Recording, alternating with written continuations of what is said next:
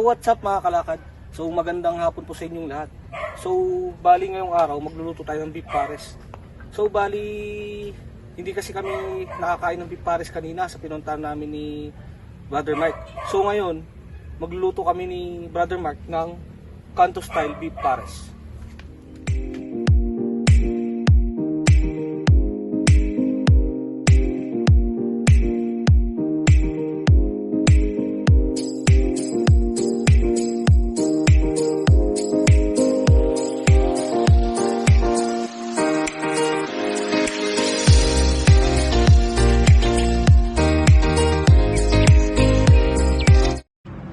So what's up mga kalakad? So time check, bali alas 2 na po ng hapon. Bali kakain kami ni Brother Mike sa Parisan. So nagki-crave kasi kami ni Brother Mike na kumain sa Pares. Oo. So ito muna yung iaain muna namin video sa inyo ngayong araw na to.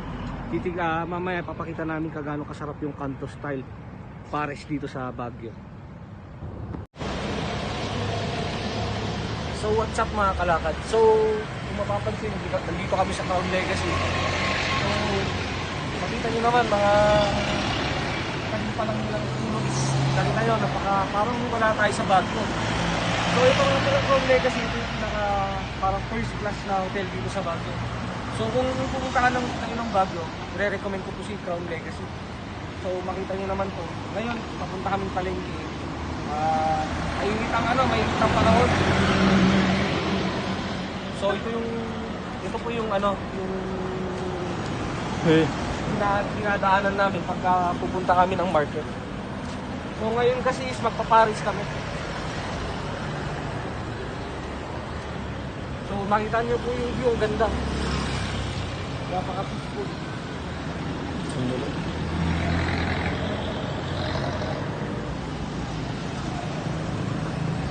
Oh.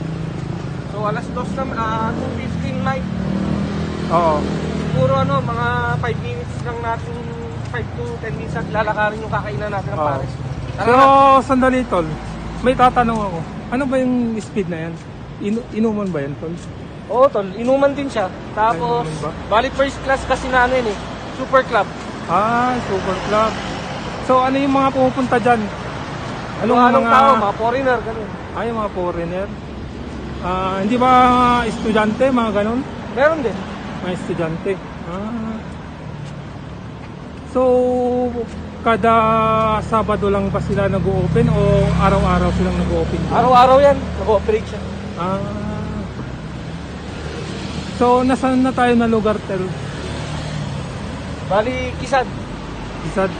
Ay, so dito pa lang Kisad Road. Ito yung Kisad Road. Ito yung main road papuntang Burnham Park. So ito guys, naglalakad kami ngayon. Kasama ko si Brother Erwin.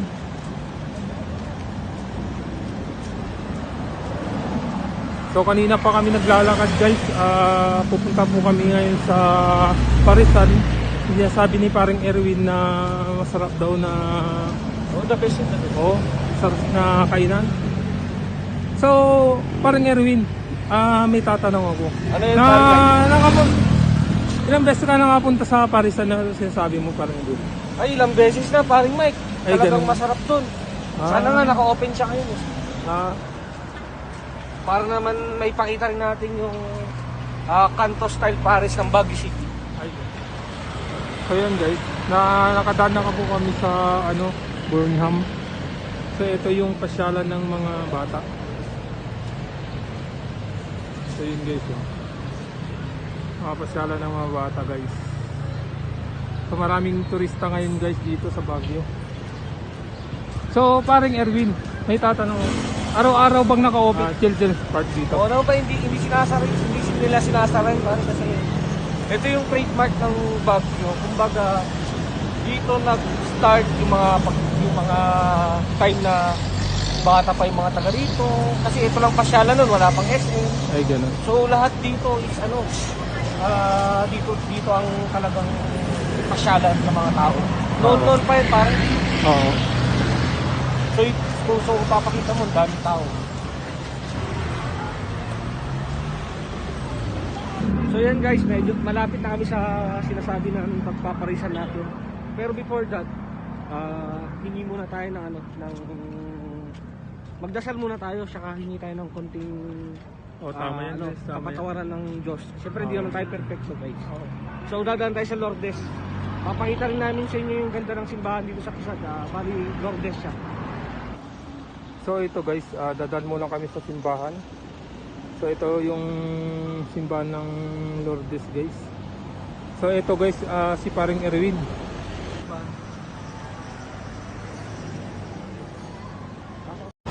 Ano brother Erwin? Malapit na dito ba yung sinasabi mo? Oo brother, yan lang. Gutom na ako, tara. Tara. Saan na guys? Sarado pa rin eh. Naku, pati tayo dyan. Sarap pa ng Paris dito. Paano kayo? Nagugutom na ako. Naku. Anong gagawin natin ngayon parang Erwin? Ay, alam ko na paring Mike. Magluto na lang tayo ng ng Canto style na Paris. Tara. Sige. Sure ka? Oo. Alam mo yung lutuin yun yung parang Erwin? Oo, paring. Kasi naisip ko parang mahirap yung lulutuin. Basic lang yan, pre. Basic. Oh? Pwede lang. Kaya mo yon? Sigurado ka? Oo, basic lang.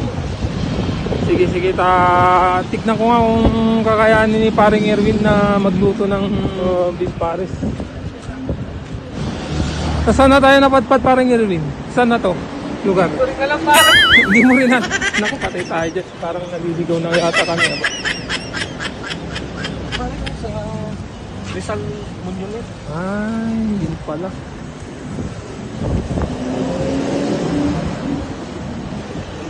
So ayan, tuloy-tuloy ang paglalakad namin guys. Lakad-lakad muna pag may time guys. Mahirap kasi may init ang panahon ngayon. Yan, init. So hindi kami nakadala guys ng payong. Ano yun, uso pa ba yung payong dito parang Erwin?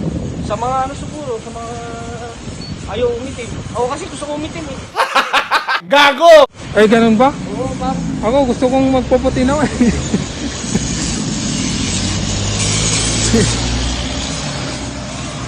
So etong lugar na to para saan na lugar ito parang Erwin? Ito yung dinudungog ng mga turista. Ay ganon. Good taste. Good taste. Ayan. Naku. Sa likod ng good. Ah.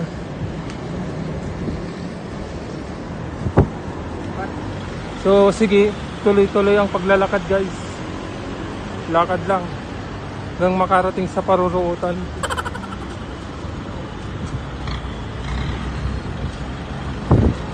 So habang naglalakad kami guys, papakita ko na rin yung view ng Baguio. So para hindi kayo maligaw mga idol, papakita ko kung saan tayo mapapadpad. So ito, malapit na kami dito sa Good Taste.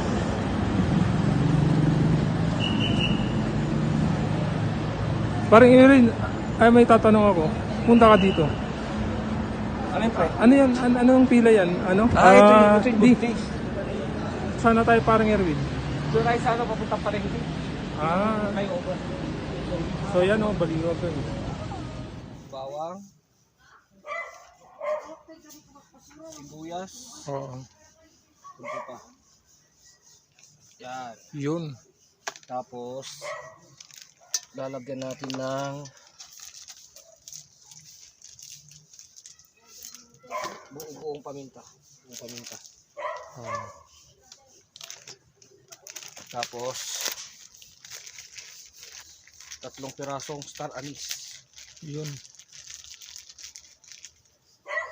Yan, 3 pirasong star anise.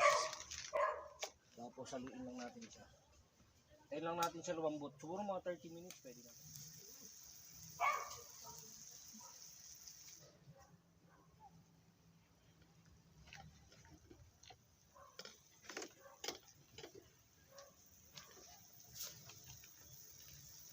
Lalagay kayo ng beef cubes. So mas maganda siya kung hatiin sa 4. Ito based on my experience lang. Para may kalat siya. Hindi lang isang side yung malalagyan ng lasa. Yan. Yan. Para hindi lang ano. Kung mapansin nyo, wala siyang itim-itim. Wala yung sebo gaano itong nakuha nating baka kasi maganda yung kalidad ng nakuha nating baka. So wala siyang sebo. Yan, walang sebo. Tapos, next na gagawin natin is gagawa tayo ng slurry sauce. So, ganito lang yan. Maglalagay tayo ng toyo. Tansyahan lang tong toyo. Yan. Lagay natin lahat yung toyo. Yan. Lagay tayong toyo. Tapos, maglalagay tayo ng asukal. So, sa palagay ko, tama na tong asukal na to. Tapos, maglalagay tayo ng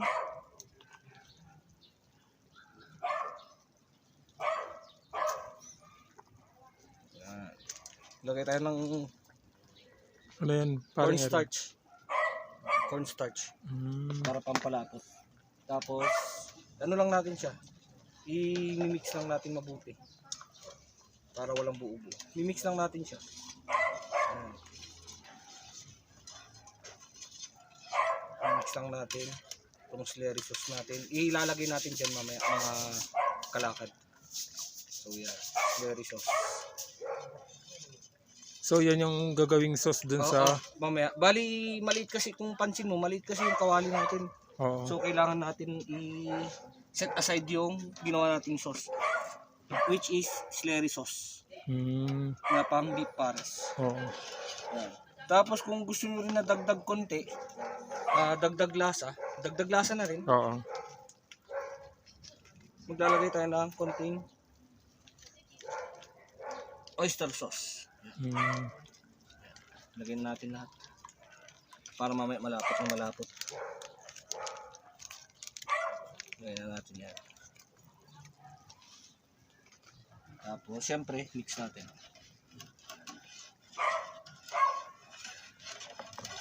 Yan, mix natin siya. Yan na yung slurry sauce natin na ilalagay natin mamaya. Ano yung parang irin? Parang ano na siya? Parang kape ah. Oo, ganun talaga yung kulay niyan. Kape ata, parang irin ah. Ganun ang kulay nun. Oo, dahil yan sa mixture ng nilagay natin soy sauce, Oo. oyster sauce. Mm. Yan, kaya yan naging ganyan. Tapos mamaya lalapot yan. Tapos takpan muna natin siya. Yun oh. Yan parang irin, luto na siya o... Hindi pa. Bali, Ilang minuto? Siguro mga... Kasi kanina pa natin ito pinapakuluan eh. Oo. Siguro mga 30 minutes pa 30 minutes pa bago maluto. bago maluto. Kasi parang irin, takam na takam ako sa niluluto mo kasi parang masarap siya oh. Masarap talaga yan. tignan, Makita oh. mo. Oh. Baka. Ang baka siya.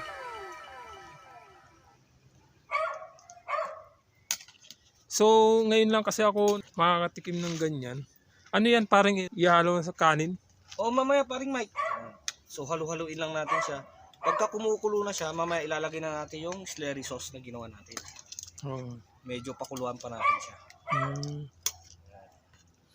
So kung titikman natin yung karne, yung baka, para sa akin kasi ang baka kasi dapat hindi siya na-overcook. Kasi kung na-overcook siya, may tendency na titigas. So tulad nito, titikman natin pare. Ano parang irin, hindi pa ano? Mainit ah. Minute? Pero medyo matigas-tigas pa siya. Oo. Kaya pakuluan lang natin siya. Pero yung lasa, malalasa mo na talaga yung star anise na nilagay natin. So sarap na sabaw. So parang nakakatakam yung niluluto mo parang irin ah. So yan. Halo-halo konti. Tapos